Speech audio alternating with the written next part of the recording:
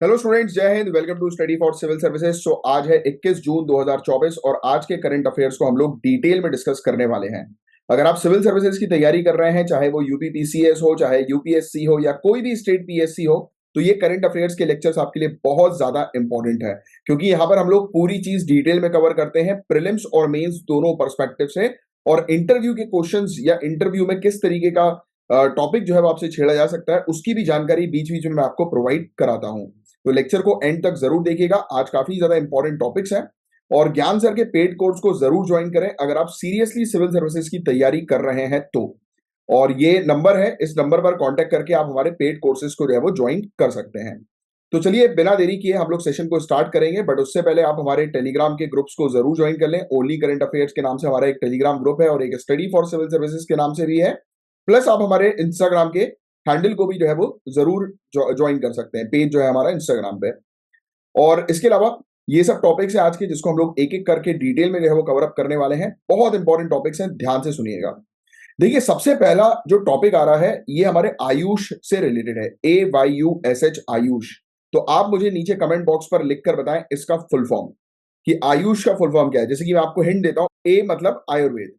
तो आपको जो है वो बताना है बाकी के जो इनिशियल्स हैं उसका क्या फुल फॉर्म है। वाई का क्या मतलब है, यू का क्या मतलब है, एस का क्या मतलब है, एच का क्या मतलब है।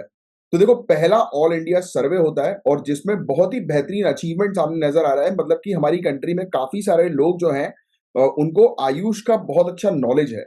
मतलब कि ट्रेडिशनल मेडिसिन का काफी अच्छा नॉलेज है, जो पारंपरिक स्वास्थ्य विरासत जो है उसका काफी अच्छा नॉलेज है लोगों को, ट्रेडिशनल हेल्थ हेरिटेज का। तो इसी पर हम चर्चा करेंगे। ये पूरे सर्वे को कंडक्ट किसने किया है? नेशनल सैंपल सर्वे ऑफिस के द्वारा, NSSO के द्वारा, राष्ट्रीय नमूना सर्वेक्षण कार्यालय के द्वारा जो है वो इसको कंडक्ट किया गया था, इस पूरे सर्वे को। अब सर्वे में बहुत सारी चीजें पता लगती है, जैसे कि 95% लोग जो है गांव क्षेत्र में रह रहे हैं, 96% लोग जो शहरी क्षेत्र में रह रहे हैं, उनको आयुष की अच्छी जानकारी है। अब ये सब आंकड़े आपको याद रखने की आवश्यकता नहीं है, बट आपको एक जनरल जानकारी होनी चाहिए कि काफी ज्यादा मात्रा में लोगों को आयुष की अच्छी जानकारी है। ये सर्वे के थ्रू हमें पता लग गया। एक मेंबर लगभग 85% रूरल एरियाज का और 86% अर्बन एरियाज का। राइट। तो बताया जा रहा है कि एक मेंबर यानी कि घर के सदस्यों उनमें से किसी ना किसी एक मेंबर को जो है वो जड़ी बूटियों के बारे में जानकारी है, होम रेमेडीज के बारे में जानकारी, जैसे गला खराब हो गया तो काढ़ा बना लो। राइट। ऐसी जानकारी जो है वो लोगों को काफी अच्छी है। तो ये इस पर्टिकुलर सर्वे के थ्रू हमें पता लगा है। लगभग 46% गांव क्षेत्र के लोग और 53% अर्बन क्षेत्र के लोग, यानी कि 53% अर्बन एरियाज के लोग, शहरी क्षेत्र के लोग। राइट। तो उन्होंने आयुष की रेमेडीज को, यानी कि आयुष को, यानी कि आयुर्वेद को, होम्योपैथी को, यूनानी को, सिद्धा को, इन सब को जो है वो उन्होंने कहीं ना कहीं उपयोग किया है पिछले एक साल के अंदर। तो ये चीज यहाँ पर बताई जा रही है, जो कि काफी अच्छी है और काफी मतलब एक प्रकार से अचीवमेंट वाली चीज है, क्योंकि ये सब ट्रेडिशनल मेडिसिन जो है उसका जन्म भारत से ही हुआ है। तो ये हमारे लिए एक बहुत गर्व की बात है। प्लस आयुर्वेद जो है वो मोस्ट कॉमन सिस्टम है जिसका उपयोग जो है वो किया जा रहा है गांव क्षेत्र में भी और शहरी क्षेत्रों में भी। राइट। आयुर्वेद की दवाइयों का, इसमें तो मुझे लगता है कि सबसे बड़ा श्रेय जो है वो पतंजलि को जाना चाहिए अवेयरनेस के लिए, क्योंकि पतंजलि ने काफी अच्छा अवेयरनेस जो है वो किया इस प्रकार का। और भी देखो, मैं किसी ब्रांड को प्रमोट नहीं कर रहा हूँ यहाँ पर, बट अगर आप देखोगे तो ज्यादातर पतंजलि का ही हम लोग को एडवर्टीजमेंट और अवेयरनेस जो है वो ज्यादातर नजर आया है। इसके अलावा सर्वे ने बहुत सारी चीजों के बारे में जानकारी दी, जैसे अवेयरनेस। राइट। कि लोगों को जो है वो हिस्टोरिकल नॉलेज है किस चीज का, मेडिसिन का, ये सब ट्रेडिशनल मेडिसिन का। आयुष का उपयोग जो है वो प्रोफेशनल एडवाइस पर और सेल्फ ट्रीटमेंट पर, दोनों पर किया जा रहा है। और आयुष पर अगर खर्चे की अगर हम बात करें, यानी कि इस प्रकार के ट्रेडिशनल मेडिसिन जो होती है उन पर खर्चे की बात करें, तो एक एवरेज तौर पर हर एक व्यक्ति जो है वो 472 रुपए खर्च कर रहा है रूरल एरियाज में, यानी कि गांव क्षेत्रों में, और शहरी क्षेत्र में 554 रुपए। अब देखो, ये सब आंकड़े याद मत रखना, बट आपको पता होना चाहिए कि हाँ यार, कि लोग जो है वो एक्सपेंडिचर कर रहे हैं ट्रेडिशनल मेडिसिन के ऊपर, जो कि काफी अच्छी बात है, क्योंकि आपको पता है कि ट्रेडिशनल मेडिसिन के साइड इफेक्ट जो है वो बहुत ही, मतलब होते ही नहीं है एक प्रकार से। तो नेचुरल चीज हम लोग को जो है वो देखने को मिलती है। जैसे मैं भी मतलब डेली बेसिस पर उपयोग करता हूँ अश्वगंधा का, गिलोय का। आपको भी करना चाहिए। एक ब्राह्मी करके आता है, जैसे आप तैयारी कर रहे हो सिविल सर्विसेज एग्जामिनेशन की, एज ए स्टूडेंट के तौर पर जो है वो आप पढ़ रहे हो, तो ब्रेन को स्ट्रॉन्ग करने के लिए एक ब्रह्मी नाम की जो है वो जड़ी बूटी जो है वो आती है, तो उसका उपयोग जो है वो करना चाहिए। तो मैं भी कर रहा हूँ रेगुलर बेसिस पर काफी सारी चीजें, और मुझे भी काफी अच्छा जो है मतलब रिजल्ट जो है वो मिले हैं। जैसे मुझे क्रॉनिक डिजीज है, एंकलूजिंग स्पॉन्डिलिटिस। राइट। सर्वाइकल से लेकर लंबर तक की मुझे प्रॉब्लम है। राइट। तो उसमें ये जो गिलॉय है, अश्वगंधा, इसने मुझे काफी सपोर्ट किया है और काफी सालों से मैं खाता आ रहा हूँ। तो ऐसे ही काफी सारे लोग जो है वो काफी सारी मेडिसिन जो है वो ले रहे हैं, इनटेक कर रहे हैं, क्योंकि हर एक इंसान जो है वो आज की डेट में अवेयर हो गया, चाह रहा है ना कि केमिकल से और साइड इफेक्ट से थोड़ा सा दूर रहे। फिर सरकार ने भी काफी सारे अच्छे अच्छे कदम उठाए, जैसे नेशनल आयुष मिशन हम लोग को देखने को मिल रहा है। इसके थ्रू बहुत सारे, जैसे एजुकेशन पर जो है वो खर्चा किया जा रहा है, क्वालिटी कंट्रोल पर खर्चा किया जा रहा है। ये सब आयुर्वेदिक जो दवाइयां हैं या आयुष से रिलेटेड जो मेडिसिन हम लोग को देखने को मिलती हैं, तो उनकी क्वालिटी पर काम किया जा रहा है, उन पर रिसर्च जो है वो की जा रही है, इंफ्रास्ट्रक्चर डेवलपमेंट जो है वो किया जा रहा है, राइट। जैसे हम लोग को हॉस्पिटल्स देखने को मिल रहे हैं, जैसे मेरे घर के नजदीक ही एक पंडित खुशीलाल करके एक हॉस्पिटल है, राइट, जो पूरा जो है वो ये आयुर्वेदिक, होम्योपैथी और ये इन्हीं के ऊपर बेस्ड हम लोग को, और पंचक्रम वगैरह होता है। मैं भी कई बार गया हूँ पंचक्रम वगैरह करवाने, राइट। तो ऐसी चीजें होती हैं। फिर आयुर्ज्ञान हम लोग को देखने को मिल रहा है, राइट, जिसके थ्रू एजुकेशन, रिसर्च, इनोवेशन जो है वो उसको प्रमोट किया जा रहा है। फिर आयुर स्वास्थ्य एक हम लोग को देखने को मिलता है, जिसमें फोकस किया जा रहा है ये सेंटर ऑफ एक्सेलेंस के ऊपर, यानी कि नॉलेज के ऊपर। फिर इसके अलावा सेंट्रल सेक्टर स्कीम हम लोग को देखने को मिल रही है, जैसे कि हम लोग मेडिकल टूरिज्म पर जो है वो काम किया जा रहा है, राइट, आयुर्वेद योग को प्रमोट करके, कि ज्यादा से ज्यादा लोग जो है वो फॉरेन से हमारी कंट्री में आए। और हो भी रहा है ऐसा। केरल में आप जाकर देखिए, काफी सारे फॉरेनर्स जो है वो आपको नजर आएंगे, राइट, जो ये ट्रेडिशनल मेडिसिन जो है वो इंडिया में आकर जो है वो ले रहे हैं। फिर इसके अलावा हम बात करें कि हम आज की डेट में जो है वो प्रमोट कर रहे हैं इंटरनेशनल कॉपरेशन, यानी कि पूरी कंट्रीज को जो है वो बता रहे हैं, राइट, फॉरेनर्स को जो है वो अवेयर कर रहे हैं ट्रेडिशनल मेडिसिन से रिलेटेड, कि भैया इसको लेना शुरू करो, इससे इसके कोई भी साइड इफेक्ट नहीं है, बॉडी के अंदर जो है वो आपको अच्छा, मतलब बीमारी को जड़ से खत्म करेगी। क्योंकि देखो, एलोपैथी दवाई जो होती है वो एक्चुअल में बीमारी को जड़ से खत्म नहीं कर पाती काफी सारे केसेस में, बट आयुर्वेद में ये चीज है कि वो बीमारी को जड़ से खत्म कर देती है। I think you agree with that. कौन कौन एग्री करता है, नीचे कमेंट बॉक्स पर लिखकर बताओ कि हाँ आप एग्री करते हो कि नहीं इस चीज से। फिर आयुष औषधि गुणवत्ता एवं उत्पादन संवर्धन योजना, देखो नाम से जन्म में आ रहा है, जो आयुष की औषधि है, दवाइयां हैं, उनकी क्वालिटी पर फोकस करना है, उनकी मैन्युफैक्चरिंग, उत्पादन पर फोकस करना है, उससे रिलेटेड ये प्रोग्राम हम लोग को देखने को मिल रहा है। फिर इसके अलावा जितनी भी ये जड़ी बूटियां हैं उसको ज्यादा से ज्यादा कल्टीवेट करो, उसको उगाओ, उसको प्रमोट करो, इस पर सरकार जो है वो काम कर रही है। नेशनल मेडिसिन प्लांट बोर्ड जो है वो काफी सारी मिनिस्ट्रीज के साथ जो है वो कोऑर्डिनेट कर रही है इसके प्रमोशन के लिए, आयुष के प्रमोशन के लिए। तो ये काफी इंपॉर्टेंट टॉपिक था, जिसकी एक काफी अच्छी आपको जानकारी होनी चाहिए, और काफी ये अचीवेबल चीज है कि हमारी कंट्री में देखो कितने सारे लोग जो है वो आयुष से अवेयर्ड हैं। तो इस प्रकार का कोई टॉपिक आता है जीएस पेपर 3 के अंदर, तो आप जरूर इसका जो है वो उपयोग करिएगा। इसमें इन्होंने कौन सा पेपर जो है वो डाला हुआ है, एक बार मैं चेक कर लेता हूँ। वैसे ये टॉपिक जीएस पेपर इन्होंने 2 डाला हुआ है, बट ये जीएस पेपर 3 का टॉपिक है गाइस। 3 के पर्सपेक्टिव से जो है ये इंपॉर्टेंट है ये वाला टॉपिक। अच्छा, स्कीम के पॉइंट ऑफ व्यू से उन्होंने शायद 2 डाल दिया है, but GS paper 2, GS paper 3 दोनों में ही ये काम करेगा ये वाला टॉपिक। एनीवेज, अब आगे की जो है वो चर्चा करें। बाकी मैं आपको बता दिया करूंगा कि ये कौन से पेपर से रिलेटेड है। बाकी इसके अंदर जो पॉइंट्स आपको लिखने थे, ये सब स्कीम्स के नाम जो है वो आप लिख सकते हो, और एक आधी स्टेटमेंट लिख सकते हो। और ये तो जरूर लिखना कि ये ऑल इंडिया सर्वे जो है वो कंडक्ट किया गया था एनएसएसओ के द्वारा, जिसके थ्रू ये पता लग रहा है कि काफी ज्यादा मात्रा में, यानी कि आप ऐसा लिख सकते हो कि 95% लोग जो है वो शहरी क्षेत्र के और गांव ग्रामीण क्षेत्रों के दोनों ही हमें देखने को मिल रहा है कि अवेयर्ड है आयुष से रिलेटेड। बस इतना सा आपको लिखना है। बाकी ये स्कीम वगैरह के बस नाम जो है वो लिख लेना अपने नोट्स में, बस दैट्स इट। क्योंकि नोट्स आपके जितने शॉर्ट होंगे ना, उतना अच्छी आपकी जो है वो रिवीजन होगा। तो नोट्स हमेशा ट्राई करो कि शॉर्ट से शॉर्ट जो है वो बनाने की। बाकी मैं आपको एक्सप्लेन करता रहूंगा बीच बीच में कि आपको किस तरीके के जो है वो नोट्स बनाने और कैसे जो है वो प्रिपेयर करना है पूरी चीजों को। अब यूक्रेन, आपको ऑलरेडी पता है गाइस कि रशिया और यूक्रेन का जो मुद्दा है वो कितना पुराना है, कितने समय से जो है वो चलता आ रहा है ना। तो अभी 2 दिन की समिट हम लोग को स्विट्जरलैंड के अंदर देखने को मिली थी, जिसमें यूक्रेन की शांति के बारे में बात करी थी। और आपको बता दें, इस समिट में इंडिया जो है वो एब्सेंट थी। अब क्यों एब्सेंट थी, उसके सबसे बड़ी पीछे मतलब एक बहुत बड़ी वजह है। अब यूक्रेन तो शांति चाह रहा है, बट रशिया नहीं चाह रहा, पहला पॉइंट। दूसरा, भाई अगर हम यूक्रेन का सपोर्ट करेंगे तो रशिया हमसे खफा हो जाएगा, क्योंकि रशिया जो है वो हमारा बहुत ही इंपॉर्टेंट मिलिट्री या फिर आप कह सकते हो डिफेंस पार्टनर है। और यूक्रेन का अगर हम सपोर्ट कर दें तो रशिया गुस्सा हो जाएगा, बट अगर रशिया का अब हम सपोर्ट कर दें तो कौन गुस्सा होगा? यूनाइटेड स्टेट्स और यूरोपियन यूनियन, ये लोग गुस्सा हो जाएंगे, और इनसे भी हमारे अच्छे रिलेशन है। तो इसलिए हमने एक प्रकार से नॉन अलाइनमेंट की पॉलिसी अपनाई कि भाई हम जो है वो दूर रहेंगे आपके झगड़े में, मतलब फटे में जो है वो टांग नहीं अड़ाएंगे, मतलब सिंपल शब्दों में आपको समझाऊं तो। इसलिए हम कई बार इस प्रकार से, हमारी जो डिप्लोमेसी होती है, हमारी जो कूटनीति होती है, वो कई बार इस प्रकार से होती है कि हम जो है वो दूर हो जाते हैं। और मेरा मानना हमेशा यही है, even in personal life also, आपको कभी भी किसी के फटे में जो है वो टांग अड़ाना नहीं चाहिए भाई। जो लड़ रहा है झगड़ रहा है उसको लड़ने दो, झगड़ने दो, आप टिप्पणी वगैरह मत करो। आप अपने इंटरेस्ट पर फोकस करो, जैसे कि इंडिया अपने इंटरेस्ट पर फोकस करती है। भाई इंडिया को पता है कि यार इससे इसको छेड़ेंगे तो ये यहां से काम बिगड़ेगा, इसको छेड़ेंगे तो वहां से काम बिगड़ेगा। इससे अच्छा है कि भाई दूरी बना के रखो, राइट। और बट हाँ, दूरी बनाने के रखने का मतलब ये नहीं है कि हम जो है वो किसी चीज को भड़कावा दे रहे हैं, वॉर को भड़कावा दे रहे हैं, राइट, कॉन्फ्लिक्ट को भड़कावा दे रहे हैं, ऐसा नहीं।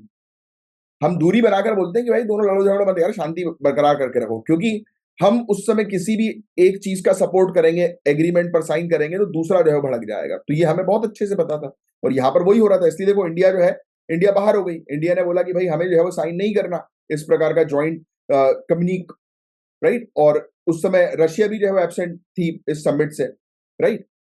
और इसके अलावा 80 देश जो है वो यहाँ पर मौजूद थे, 4 इंटरनेशनल ऑर्गेनाइजेशन यहाँ पर मौजूद थे। फोकस यही था कि भाई रशिया यूक्रेन वॉर पर जो है वो शांति लेकर आना है, एंड करना है इस वॉर को, जो 2022 फरवरी से जो है वो कंटिन्यूअस हम लोग को देखने को मिल रहा है, राइट। और इसके कारण बहुत ज्यादा नुकसान जो है वो हो रहा है पूरे दुनिया भर में, चाहे वो सप्लाई चेन हो, चाहे फूड क्राइसिस हो, खाने की प्रॉब्लम हो, राइट, चाहे ह्यूमैनिटेरियन क्राइसिस हो, आम जनता जो है वो परेशान हो रही है, लोग जो है वो मर रहे हैं, राइट, बेकसूर लोग, राइट, इनोसेंट लोग।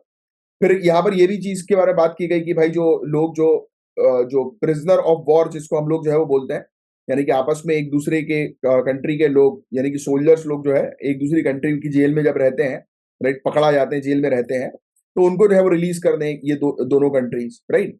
इवन जो जेलेंस्की है, ये हम लोग को यूक्रेनियन प्रेसिडेंट देखने को मिलते हैं, ये बोल रहे हैं कि भाई हमें शांति जो है वो करनी है, ऐसा कुछ कदम जो है वो उठाया जाए जो कि दोनों के लिए फेयर हो, जस्टिस और लॉन्ग टर्म तक शांति जो है वो बरकरार रहे। बट रशिया जो है वो अभी शांति चाह नहीं रहा है, ऐसा लग रहा है, क्योंकि रशिया जो है वो अभी एब्सेंट था यहाँ से। और अभी तो हालांकि आपको पता होगा कि रशिया जो है वो यहाँ पे नॉर्थ कोरिया की विजिट में गया था। और कुछ सूत्रों के थ्रू तो ये भी पता लग रहा है कि नॉर्थ कोरिया की विजिट में रशिया इसलिए गया था क्योंकि उसको जो है वहां से वेपन्स चाहिए थे और भी लड़ने के लिए। तो इंडिया का क्या स्टैंड है, इंडिया भाई क्या, इंडिया क्या चाह रही है? तो हम तो भाई मैंने आपको बता ही दिया कि नॉन अलाइन और न्यूट्रलिटी, कि भाई हम लोग को जो है वो दूर रहेंगे, दूर खड़े होकर जो है वो चीजों को देखेंगे और दूर खड़े होकर शांति की जो है वो बात करेंगे। क्योंकि हमें पता है कि हमें मेजर पावर के बीच में कॉन्फ्लिक्ट चाहिए नहीं। यूएसए, यूरोपियन यूनियन दोनों भी हमारे लिए इंपॉर्टेंट है और रशिया भी हमारे लिए इंपॉर्टेंट है अभी आज की डेट में। तो हम बैलेंसिंग अप्रोच जो है वो एक मतलब लेकर जो है वो चलते हैं। इंडिया जो है वो मेंटेन करती है स्ट्रेटेजिक पार्टनरशिप रशिया के साथ भी, क्योंकि हम उससे डिफेंस प्रोडक्ट जो है मंगवाते हैं, जैसा मैंने भी आपको बताया। साइमल्टेनियसली यूएसए और यूरोपियन यूनियन के साथ भी हमारे काफी सारे इकोनॉमिक और जियो पॉलिटिकल इंटरेस्ट हैं। यस, तो ये चीज आपको जो है वो थोड़ी सी पता होनी चाहिए। फिर इंडिया जो है वो हालांकि हेल्प भी करता है बहुत ज्यादा। हम लोग को देखने को मिलता है कि इंडिया जैसे कि चिकित्सा के रूप में, मेडिसिन मेडिकल सप्लाईज के रूप में, राइट, और रिलीफ मटेरियल, राहत सामग्री के रूप में जो है वो मानवीय सहायता, ह्यूमैनिटेरियन एड जो है वो प्रोवाइड करा चुका है यूक्रेन को। यस। और इंडिया और रशिया के बारे में अगर हम बात करें तो हमारा व्यापार भी जो है वो इंडिया रशिया के साथ काफी अच्छा है। इंडिया ने अनाउंस किया था कि $1 बिलियन यूएस डॉलर की लाइन ऑफ क्रेडिट जो है वो रशिया फार ईस्ट को जो है वो प्रोवाइड कराएगा। फिर डिफेंस के मामले में तो आप सभी जानते ही हैं, इवन हमारा ब्रह्मोस मिसाइल का ज्वाइंट डेवलपमेंट का कॉन्सेप्ट भी एक है। ब्रह्मोस मिसाइल याद रखिएगा, इंडिया और रशिया मिलकर जो है वो इस टेक्नोलॉजी पर काम करते हैं। फिर इंडिया जो है वो इम्पोर्ट कराती है नेचुरल गैस रशिया से, राइट, और काफी सारे न्यूक्लियर प्रोजेक्ट में कोलैबोरेट करती है। इसमें स्मॉल मॉड्यूलर रिएक्टर्स भी मौजूद हैं। और इंडिया रशिया दोनों ही मेंबर है ब्रिक्स की, आरआईसी की। आरआईसी मतलब कि रशिया, इंडिया, चाइना की यहाँ पर बात हो रही है। G20 और SCO यानी कि शंघाई कॉपरेशन ऑर्गेनाइजेशन, राइट। और रशिया जो है वो सपोर्ट भी करती है कि भाई इंडिया का यूनाइटेड नेशन सिक्योरिटी काउंसिल के अंदर एक मेंबरशिप होनी चाहिए, राइट, परमानेंट मेंबर। P5 में जो है वो इंडिया का नाम आना चाहिए, या फिर P5+1 को जो है वो इंक्रीज करो, बढ़ाओ। तो जब ये यूनाइटेड नेशन सिक्योरिटी काउंसिल का टॉपिक आएगा तब मैं आपको पढ़ाऊंगा। बाकी जनरल स्टडीज के अंदर तो ये बहुत इंपॉर्टेंट टॉपिक है इंटरनेशनल रिलेशंस के पॉइंट ऑफ व्यू से। तो जनरल स्टडीज पर आपकी एक अच्छी कमांड होनी चाहिए। अगर कमांड नहीं है तो आपको काफी दिक्कत जाएगी एग्जाम को क्रैक करने में। तो इसीलिए अगर अभी तक आपने कोई पेड कोर्स ज्वाइन नहीं किया है, कोई कोचिंग ज्वाइन नहीं किया है, कोई कोचिंग ज्वाइन भी कर ली है, तो भी आप जो है वो हमारे पेड कोर्स को ज्वाइन कर सकते हैं। ऑनलाइन पेड कोर्सेज है और बहुत ही अफोर्डेबल, जिसमें आपको प्रॉपर गाइडेंस मिलता है और प्रॉपर पूरा मटेरियल और प्रॉपर आपका रिवीजन होता है। और मैं आपको गारंटी दे रहा हूं, जो भले ही आपने कोई कोचिंग में जो कवर किया होगा और आप जब यहाँ पर कवर करेंगे तो आपको एक डिफरेंस जो है वो पता लगेगा। और अभी तक आपने कोचिंग कोई ज्वाइन नहीं करी है तो आप बिल्कुल जो है वो हमारे पेड कोर्सेज को जो है वो ज्वाइन करें। फिर भैया जब ये रशिया यूक्रेन का जो मुद्दा हुआ था तो उसमें बहुत दिक्कतें आई, लोगों को अपने घर छोड़कर जो है वो जाना पड़ा, एक मैसिव लेवल पर डिस्प्लेसमेंट हम लोग को देखने को मिले। फूड सिक्योरिटी का इशू हुआ, खाने की प्रॉब्लम हुई, राइट, एनर्जी की प्रॉब्लम, एनर्जी सप्लाई जो है वो रुक गया था पूरी तरह से। राइट। तो ऐसी चीज हम लोग को जो है वो देखने को मिल रही है। अब आने वाले समय में अब हमारी तो कंक्लूजन तो यही रहता है कि भाई दोनों मिलकर जो है वो शांति करें और इस प्रकार की जो इश्यूज हो रहे हैं, कॉन्फ्लिक्ट हो रहा है, उसको जो है वो रोका जाए अब किसी भी कीमत पे। तो हम दूर से जो है वो ये मैसेज देते हैं, बट नजदीक जाकर ये मैसेज देंगे तो कोई ना कोई एक खफा हो सकता है एक पार्टी, और उसका हर्जाना जो है वो शायद हमको भरना पड़ सकता है। इसलिए हम थोड़ा सा दूरी बना के जो है वो चलते हैं। यस। तो ये चीज आपको पता होनी चाहिए। अब गंगा नदी से रिलेटेड टॉपिक है। आपको पता है कि गंगा नदी काफी ज्यादा प्रदूषित हो रही है, तो यूनियन जल शक्ति मिनिस्ट्री या फिर सिंपल जल शक्ति मंत्रालय जो हम लोग को देखने को मिलता है, इन्होंने लॉन्च किया है ई फ्लो मॉनिटरिंग सिस्टम। क्या? ई फ्लो मॉनिटरिंग सिस्टम, ई प्रवाह निगरानी प्रणाली। वैसे तो आप ई फ्लो मॉनिटरिंग सिस्टम ही याद रखना, वो ज्यादा बेटर है। अब ये देखो नाम से क्या समझ में आ रहा है, E flow monitoring system. Monitoring system तो निगरानी, हमें निगरानी रखनी। किसकी, किस पर निगरानी रखनी? फ्लो। कैसा फ्लो? नदी का फ्लो। कि भाई नदी का फ्लो जो है वो प्रॉपर होना चाहिए। अब ये ई फ्लो की डेफिनेशन क्या है, पहले तो ये समझ लो आप। ये तो आप समझ चुके हो कि भाई मेन ऑब्जेक्टिव क्या है, कि हम लोग को जो है हमारी गंगा और यमुना नदी जैसे हैं, और स्पेशली गंगा की यहां पर बात की जा रही, तो गंगा नदी को जो है वो जो प्रदूषण हो गया है उसको प्रदूषण रहित बनाना है, उसको बेटर बनाना है, उसको पुनर्जीवित करना है, रेजुविनेट करना है, राइट, बेटर बनाना है। तो इस पर ये हम लोग को देखने को मिल रहा है। और ये ई फ्लो मॉनिटरिंग सिस्टम लाया गया तो ये चेक करेगा, ये डेटा जो है वो प्रोवाइड कराएगा बेसिकली, कि गंगा नदी का भी क्वालिटी जो है वो कैसी है, स्टेटस जो है वो क्या है, राइट। तो वो चीज है। तो ई फ्लो का मतलब ये होता है कि ये बहुत ध्यान सुनो, quantity, timing, quality of water, मतलब पानी का जो क्वांटिटी है वो प्रॉपर होनी चाहिए। प्रॉपर क्वांटिटी क्यों जरूरी है? देखो यार, पानी अगर कम होगा तो उसके नीचे रहने वाली जो वो है, जीव जो है, स्पीसीज जो है, उनको दिक्कतें आएंगी, राइट। अब टाइमिंग की बात करें, टाइमिंग भी बहुत इंपॉर्टेंट है। हर एक टाइम पर जो है वो फ्लो जो है वो मेंटेन जो है वो रहना चाहिए। Next, quality. पानी प्रदूषित होगा तो भी दिक्कतें हैं। वहां पर मौजूद बायोडाइवर्सिटी को, जैव विविधता को, सिर्फ पानी के नीचे की प्रजाति की बात नहीं हो रही है, पानी के बाहर की प्रजाति भी उसके ऊपर डिपेंडेंट है, ह्यूमंस उसके ऊपर डिपेंडेंट है अपनी आजीविका के लिए, है ना। तो ये पूरी चीजों को देखा जाता है, राइट। तो इस चीज को हम बोलते हैं ई फ्लो। ई फ्लो का मतलब ये तीन चीज आप ध्यान में रखेंगे, क्वांटिटी, टाइमिंग और क्वालिटी, जिसके थ्रू जो प्रॉपर एक्योटिक इकोसिस्टम है वो सही से चले, और उस इकोसिस्टम के ऊपर जो भी डिपेंडेंट है, राइट, जो हम लोग को देखने को मिल रहा है कि मतलब जो वहां का परिस्थिति की तंत्र है, उसके ऊपर जितने भी जीव जंतु डिपेंडेंट है, ह्यूमंस डिपेंडेंट है, तो वो सही तरीके से जो है वो ऑपरेट होता रहे, उनको कोई तकलीफ ना आए, इसको बोलते हैं ई फ्लो। और इसी फ्लो को जो है वो मॉनिटर करने के लिए सिस्टम लाया गया जल शक्ति मंत्रालय के द्वारा। यहां तक आपको बात क्लियर हुई? अब आगे बढ़ते हैं। ये मैंने आपको बता दिया, क्वालिटी ध्यान में रखना है, टाइमिंग ध्यान में रखना है, राइट, ये क्वांटिटी ध्यान में रखना है, और फ्रीक्वेंसी भी है इसके अंदर। एक और यूज कर लिया फ्रीक्वेंसी, कि भाई कितना कम पानी का बहाव है, कितना ज्यादा है, फ्लड की सिचुएशन तो नहीं है, तो वो वैसी वाली चीज है। यस। नेक्स्ट, ई फ्लो मॉनिटरिंग सिस्टम जो है वो लाइफ लाइन है गंगा के लिए, राइट। ई प्रवाह निगरानी प्रणाली जो है वो गंगा के लिए एक जीवन रेखा है। क्यों जीवन रेखा है? देखो, पहली चीज तो इसको डेवलप किसने किया?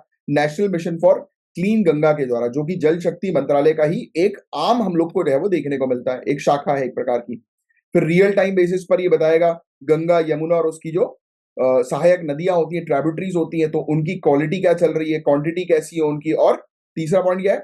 क्वालिटी, क्वांटिटी और टाइमिंग। ये तीन चीज आप ध्यान में रखोगे, इस पर ये फोकस करेगा, रियल टाइम बेसिस पर डेटा देगा, मॉनिटर करेगा कि भाई नमामि गंगे प्रोग्राम जो है उसकी एक्टिविटीज प्रॉपर चल रही है कि नहीं चल रही, वहां पर जितना मौजूद जो सॉलिड वेस्ट है उसको निकाला जा रहा है कि नहीं निकाला जा रहा, पानी के नीचे यानी कि रिवर के नीचे, जो जिसको हम लोग रिवर बेड बोलते हैं, राइट, तो वहां पर जो जमा जो मलबा है जिसको डेब्रिस कहा जाता है उसको निकाला जा रहा है कि नहीं निकाला जा रहा समय पर, जो रिवर है उसको डीप किया जा रहा है कि नहीं किया जा रहा है, जिससे कि और पानी जो है वो उसमें समा सके।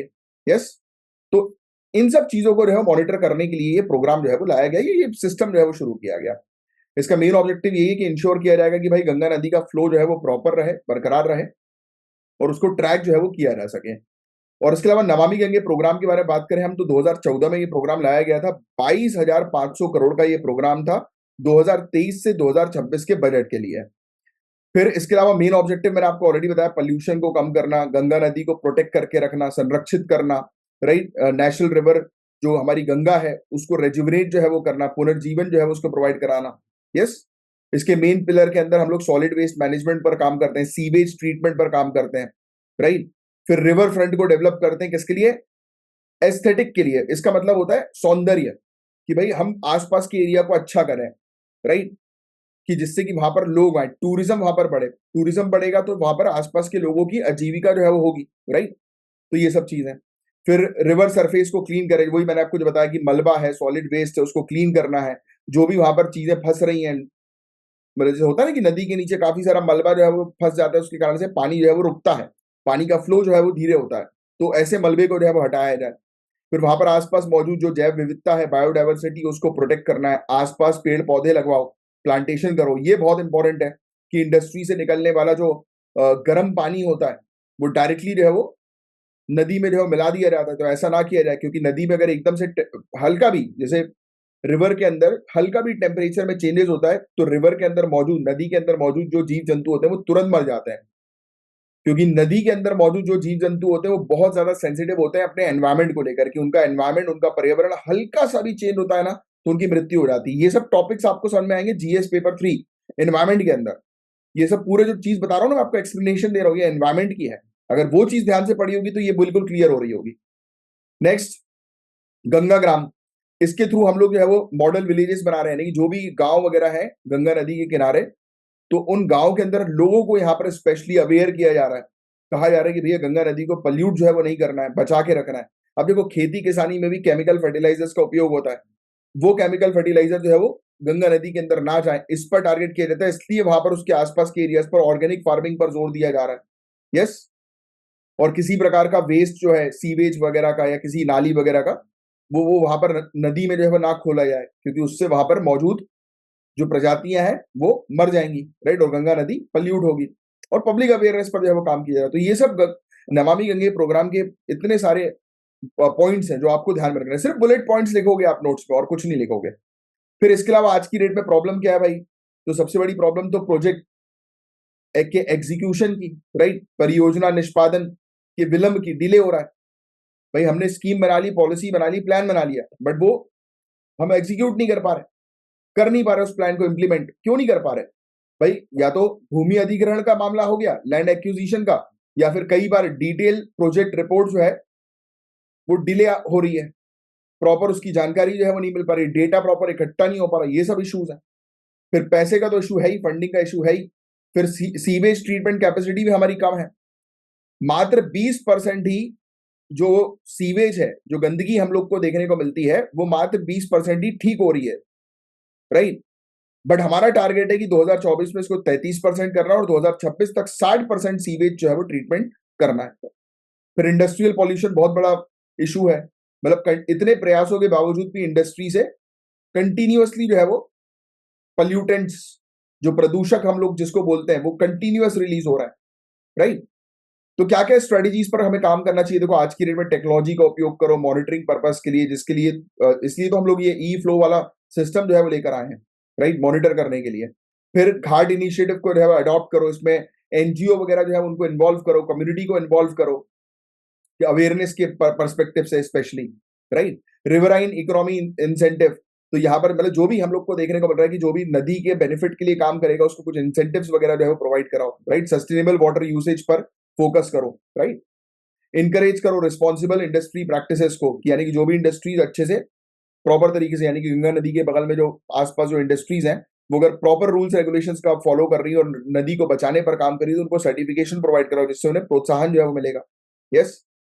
फिर फ्लड प्लेन रीस्टोरेशन, तो ये भी बहुत ज्यादा इंपॉर्टेंट है। इससे जो है पानी का फिल्ट्रेशन, पानी फिल्टर जो है वो बहुत बेहतर तरीके से होता है। देखो जो नेचुरल फ्लड प्लेन होती है उसको नेचुरली रहने दो, क्योंकि ये बहुत जरूरी होता है, राइट, कि जहां पर नदी का पानी जो है वो बहुत, मतलब एक सीजन पर जो है वो बहुत ज्यादा भर जाता है। ये बहुत जरूरी होता है उस क्षेत्र की फर्टिलिटी के लिए, राइट। वो क्षेत्र जो है वो उपजाऊ रहे, उसके लिए भी बहुत इंपॉर्टेंट होता है नेचुरली। दूसरा, नदी का पानी जो है वो उस क्षेत्र में जाकर जो है वो फिल्टर हो जाता है, तो वो फिल्ट्रेशन के लिए भी इंपॉर्टेंट होता है। तो ऐसी चीजें जो है वो हमेशा जो है वो रहे। जैसे वेटलैंड, जिसको हम लोग आर्द्र भूमि बोलते हैं, भाई ये भी नदी को फिल्टर करता है, आपको पता होगा, पानी को जो है वो फिल्टर करता है। यस। तो ये नहीं रहेगा तो पानी फिल्टर जो है वो नहीं हो पाएगा। तो ये सब रहना भी बहुत ज्यादा जरूरी है, तो इनको भी प्रोटेक्ट करना है, कंजर्व करना है, संरक्षित करना है, right. Waste to wealth handicraft पर काम करो, राइट। सपोर्ट करो इको फ्रेंडली हैंडीक्राफ्ट को, जो भी, यानी कि रिवर बैंक, नदी के आसपास से जो भी वेस्ट निकल रहा है उसका इस्तेमाल करो, कि जिससे कि उससे कुछ प्रोडक्ट बनाए जा सके और वो मार्केट में जो है वो बेचे जा सके, उससे रेवेन्यू जो है वो जनरेट हो अल्टीमेटली। तो ये वेस्ट टू वेल्थ हैंडीक्राफ्ट वाली चीज हम लोग को देखने को मिल रही है इनकम जनरेशन के लिए। यस, देखो कितने अच्छे इंपॉर्टेंट टॉपिक्स हम लोग को जो है वो देखने को मिले, जिस पर एक अच्छी कमांड, अच्छी जानकारी आपको होनी चाहिए। अब गाइस देखिए 2024 का एनवायरमेंटल परफॉर्मेंस इंडेक्स का टॉपिक सामने नजर आ रहा है। काफी इंपॉर्टेंट टॉपिक है ये टॉपिक है पर्यावरण प्रदर्शन सूचकांक 2024। इस टॉपिक में हमें किस चीज की जानकारी मिलेगी कि पूरे दुनिया भर में कंट्रीज जो है वो पर्यावरण के प्रोटेक्शन के लिए क्या क्या कर रही हैं। तो ये बहुत इंपॉर्टेंट टॉपिक है, क्योंकि आज की डेट में पर्यावरण आपको पता है कि काफी ज्यादा जो है वो मतलब प्रदूषित हो चुका है। तो उसके लिए कंट्रीज के क्या एफर्ट्स हैं ये हमें पता लगेंगे, उनकी क्या रैंकिंग है। तो 180 कंट्रीज को इवेल्युएट किया गया, आकलन किया गया, चेक किया गया कि भाई वो एनवायरमेंट के मामले में क्या क्या कर रही हैं। तो इसमें देखा गया 58 इंडिकेटर्स को, और 11 कैटेगरीज के अंदर ये 58 इंडिकेटर्स थे, अलग अलग टाइप के इंडिकेटर्स, कि भाई एयर क्वालिटी पर क्या काम कर रही है, राइट, वाटर क्वालिटी पर क्या काम कर रही है। तो ऐसे बहुत सारे इंडिकेटर्स थे। तो इसमें एस्टोनिया, फिर इसके अलावा हम लोग को देखने को मिल रहा है फिनलैंड, ग्रीस, टिमोर लेस्टे और यूनाइटेड किंगडम। ये सब यूरोपियन कंट्रीज हैं। ये सिर्फ 5 कंट्रीज ही हैं जिन्होंने इतना अच्छा प्रदर्शन किया है कि ये अपने नेट जीरो एमिशन के टारगेट को, जो इनका टारगेट है 2050 तक अचीव करने का, उस पर बहुत अच्छे से काम कर रही है, सही गति पर काम कर रही है। तो ये 5 कंट्रीज आपको ध्यान में रखनी है, जिसमें से एस्टोनिया जो है वो सबसे टॉप पर आ गई है। इसने अपने 1990 के कंपैरिजन में अभी तक 59% ग्रीन हाउस गैस के एमिशन को जो है वो रिड्यूस कर दिया है, कम कर दिया है। यानी कि अपने पोल्यूशन को 59% तक कम किया है, जो कि बहुत ज्यादा अचीवेबल चीज है पूरे दुनिया भर में, बड़ा अचीवमेंट है। फिर सब सहारन अफ्रीकन कंट्रीज हुई और सदर्न एशियन कंट्रीज हुई, तो ये काफी पीछे चल रही हैं। फिर इंडिया की बात करें तो इंडिया की रैंक भी काफी पुअर है, 176 रैंक पर हम लोग को देखने को मिल रही है, क्योंकि उसकी वजह यह है कि आप जानती हैं कि टॉप 10 सिटीज में से, अब इसका आंसर बताइए। मैंने 2 या 3 दिन पहले क्वेश्चन मतलब ये टॉपिक आपको पढ़ाया था कि इन पूरे दुनिया भर में टॉप 10 मोस्ट पोल्यूटेड सिटीज में से, क्या फिर से रिपीट कर रहा हूं, पूरे दुनिया भर में टॉप 10 मोस्ट पोल्यूटेड सिटीज में से इंडिया में कितनी सिटीज है? तो बहुत ज्यादा मात्रा में इंडिया में सिटीज है यार। तो एयर क्वालिटी जो है वो इंडिया की काफी ज्यादा पुअर है, खराब है, इसलिए हम काफी पीछे हैं। इंडिया के अंदर एमिशन भी काफी ज्यादा है, और ये भी रिपोर्ट में बताया गया कि हम जैव विविधता के संरक्षण के लिए उतना काम नहीं कर रहे हैं जितना काम करना चाहिए। नेक्स्ट, आप जानते हैं अभी कुछ दिनों पहले भी हमने इस टॉपिक को डिस्कस किया था कि हम कोयले के ऊपर बहुत ज्यादा डिपेंडेंट है, और कोयला जब जलता है तो क्या होता है? ग्रीन हाउस गैस एमिट होता है, पॉल्यूटेंट रिलीज होता है, कार्बन डाइऑक्साइड का एमिशन होता है। यस, इंडिया की रैंक 177th एयर क्वालिटी में थी, और 172nd प्रोजेक्टेड एमिशन पर हम लोग को देखने को मिली, यानी कि एमिशन पॉल्यूटेंट्स पर हम लोग को देखने को मिली कि 2025 तक ये स्थिति जो है वो हो सकती है। फिर इंडिया, अब देखो इंडिया का टारगेट है नेट जीरो टारगेट को अचीव करने का 2070 तक, कि नेट जीरो एमिशन टारगेट जो है वो हमारा 2070 का है, नेट जीरो कार्बन एमिशन 2070 तक हमें अचीव करना है। तो ये इंडिया का टारगेट है, ये टारगेट याद रखना है आपको, और याद हो जाना चाहिए अभी तक। तो अगर आप रेगुलरली मेरे सेशन को फॉलो कर रहे हो तो आपको याद होगा ये। उस हिसाब से इंडिया ठीक ठाक काम कर रही है, ऐसा इस रिपोर्ट ने जो है वो बताया है। मतलब थोड़ी सी इज्जत रख ली इस रिपोर्ट के अंदर इंडिया की। फिर इसके अलावा और चीजों के बारे में बात करें तो इंडिया के अगर जंगलों की बात करें, फॉरेस्ट की बात करें, आर्द्र भूमि यानी कि वेटलैंड्स की बात करें, राइट, इसमें इंडिया काफी अच्छा काम कर रही है। यस, और क्योंकि इनको प्रोटेक्शन देने पर इंडिया का फोकस है, क्योंकि ये सब ऐसी चीज होती हैं जैसे अगर हम पेड़ लगाएंगे, जंगल जो है वो बढ़ाएंगे, तो उससे क्या होगा कि वो कार्बन जो है वो इनटेक करेगा। क्योंकि आपको पता है प्लांट की प्रोसेस, एक पौधा होता है, कार्बन डाइऑक्साइड को जो है वो लेता है, ऑक्सीजन को रिलीज करता है। तो ज्यादा पौधे लगाएंगे तो ज्यादा कार्बन डाइऑक्साइड इनटेक होगा, और इसी चीज को हम लोग कार्बन सिंक बोलते हैं। तो इस पर इंडिया काफी अच्छा काम जो है वो कर रही है, तो इसके बारे में भी देखने को मिला है। फिर कुछ प्रॉब्लम्स हम लोग को देखने को मिल रही है, जैसे कि बायोडाइवर्सिटी लॉस बहुत ज्यादा हो रहा है, जैव विविधता का नुकसान बहुत ज्यादा हमें देखने को मिल रहा है, इकोसिस्टम की हेल्थ जो है वो भी जो है वो खराब हो रही है। तो इस पर काम करना जरूरी है, इस पर प्रॉपर डेटा, यानी कि इस पर प्रॉपर मेजरमेंट जो है वो जरूरी है, जो एक बड़ा चैलेंज है इसको मेजर करना। नेक्स्ट, डेटा हमारे पास जो है वो पर्याप्त नहीं है, जिसको देखते हुए हम जो है वो प्रोग्रेसिवली जो है वो आगे बढ़ सकें। फिर आज की डेट में डेवलपमेंट भी करना है और एनवायरमेंट को भी प्रोटेक्ट करना है, तो इसके बीच का बैलेंस जो है वो सही है नहीं, और इससे रिलेटेड भी कुछ दिनों पहले हमने आर्टिकल डिस्कस किया था। फिर फंडिंग की प्रॉब्लम तो बहुत ज्यादा ही है। तो इन सब प्रॉब्लम्स का निपटारा जो है वो कैसे होगा? फंडिंग की प्रॉब्लम तो प्राइवेट सेक्टर को इन्वॉल्व करो, आप जानते ही हैं, राइट। जो प्रॉब्लम है वही उसका सोल्यूशन है। अगर मेजरमेंट टूल नहीं है तो मेजरमेंट टूल पर जो है वो काम करो, रिसर्च करो। यस, फिर इसके अलावा हम हाँ, यहाँ पर ग्रीन हाउस गैस एमिशन के कैलकुलेशन का जो प्रोजेक्शन टाइम फ्रेम हमें देखने को मिल रहा है 20 से 30 सालों का, उसको बढ़ाने की आवश्यकता है। एफॉरेस्टेशन, ये compensatory afforestation fund management and planning authority, Campa के बारे में आपको पता है क्या होता है? प्रतिपूरक वन रोपण निधि प्रबंधन और योजना प्राधिकरण, कैंपा। तो कैंपा ये आप ध्यान में रखिएगा, ये बहुत इंपॉर्टेंट चीज है। जैसे कि कहीं पर भी पेड़ पौधे जो है वो काटे जाए तो कहीं और उसको जो है वो लगाया जाए, तो ये उससे रिलेटेड हम लोग को जो है वो देखने को मिलता है, अथॉरिटी। फिर इसके अलावा एग्रो बायोडाइवर्सिटी की बात करें, कृषि जैव विविधता की बात करें, तो इन सब एरियाज को जो है वो इंक्लूड करने की आवश्यकता है। सॉइल हेल्थ पर ध्यान देने की आवश्यकता है। आज की डेट में फूड लॉस जो हो रहा है क्लाइमेट चेंज के कारण, उस पर ध्यान देने की आवश्यकता है। वेस्ट मैनेजमेंट पर ध्यान देने की आवश्यकता है, राइट। अपशिष्ट प्रबंधन पर ध्यान देने की आवश्यकता है, यस। तो इंडिया जो है वो आज की डेट में फोकस कर रही है ऑर्गेनिक फार्मिंग के ऊपर, क्रॉप डाइवर्सिफिकेशन के ऊपर, जो कि काफी अच्छी एक डायरेक्शन पर जो है वो इंडिया चल रही है, राइट। तो बस ये चीज है, इसके बारे में एक आपको बेसिक से आइडिया होना चाहिए, काफी इंपॉर्टेंट टॉपिक था ये। अब देखो, ये टॉपिक बड़ा इंपॉर्टेंट है और समझने वाला है। बीईपीएस, इसके बारे में हम लोग समझेंगे, जिसको बोलते हैं base erosion and profit shifting. इसको लेकर पूरे दुनिया भर में एक फ्रेमवर्क रेडी किया जा रहा है, और ओईसीडी और बीईपीएस जो हम लोग को देखने को मिल रहा है, ये आज की डेट में इंटरनेशनल टैक्स रूल्स पर काम कर रहे हैं। तो ये बीईपीएस है क्या? देखो, आपने कई बार देखा होगा, काफी सारी ऐसी कंपनीज होती हैं, राइट। काफी सारी ऐसी एंटिटीज, ऐसी कंपनीज होती हैं जो जैसे इंडिया के अंदर तो काम कर रही हैं, राइट। मतलब इंडिया के अंदर से बिजनेस कर रही हैं, बट वो कहीं और स्टैब्लिश्ड है। जैसे अगर अमेजोन की बात करो, फ्लिपकार्ट की बात करो, वो दूसरी कंट्री पर, बट उनका पूरा प्रॉफिट जो है वो इंडिया से हो रहा है। या फिर अगर हम गूगल की बात करें, गूगल में एड्स होते हैं, एडसेंस की काफी सारी कंपनी गूगल पर ऐड देती है अपना, यस। तो गूगल पर ऐड देना मतलब पैसा कहां पर देना? गूगल को देना। और बिजनेस कहां से हो रहा है? होम कंट्री से हो रहा है। जैसे इंडिया की बात करें, इंडिया से लोग जो है वो गूगल पर ऐड डाल रहे हैं, तो पैसा किसके पास जा रहा है? गूगल के पास जा रहा है। और बिजनेस कहां से हो रहा है? इंडिया से हो रहा है। अब जब बिजनेस इंडिया से हो रहा है, तो इंडियन गवर्नमेंट को उसका बेनिफिट मिलना चाहिए कि नहीं मिलना चाहिए टैक्स का? वो नहीं मिल रहा था। तो इसके लिए ये इंटरनेशनल टैक्स रूल्स लाया जा रहा है, जिससे कि सभी कंट्रीज को फायदा हो, स्पेशली उन कंट्रीज को फायदा हो जहां पर बिजनेस हो रहा है। ये बात आपके समझ में आई कि नहीं आई, पहले ये बताओ। BEPS, base erosion and profit shifting. कई बार ऐसा होता है, जैसे फ्लिपकार्ट जो थी वो पहले वहां पर मेरे ख्याल से सिंगापुर में जो है रजिस्टर्ड थी, यस।